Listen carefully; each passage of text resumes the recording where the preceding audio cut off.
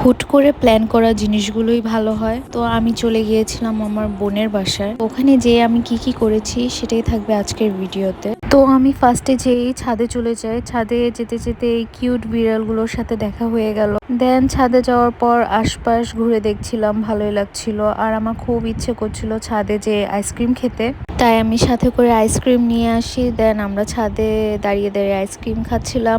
আর হ্যাঁ, আশপাশ আমরা একদমই ময়লা করিনি, ময়লাগুলো আমি এক জায়গায় রেখেছিলাম। আর আমার ব্যাগ রাখার আমি জায়গা পাচ্ছিলাম না, তাই আমি ক্লিপ দিয়ে ব্যাগটাকে ঝুলিয়ে রেখেছিলাম। অনেক সময় ছাদে কাটানোর পরে, আশেপাশের পরিবেশ উপভোগ করার পরে সন্ধ্যা হয়ে যাচ্ছিল, তাই আমরা ঘরে চলে আসি। মাগরিবের টাইম হয়ে গিয়েছিল, তাই আমরা চিপস খেতে পারিনি ছাদে, তাই ঘরে ঢুকেই 2 প্যাকেট চিপস আমরা ছিঁড়ে খাওয়া শুরু করে ফেলেছি। বোনরা একসাথে থাকলে আর কি যা হয়। তারপরে আমার ছোট মামা আমাদেরকে মিট বক্স কিনে দেয়। মিট বক্সটা খুবই মজা ছিল, আমার খাওয়া বলতে গেলে বেস্ট মিট বক্স। আজকের জন্য এই পর্যন্তই, বাই।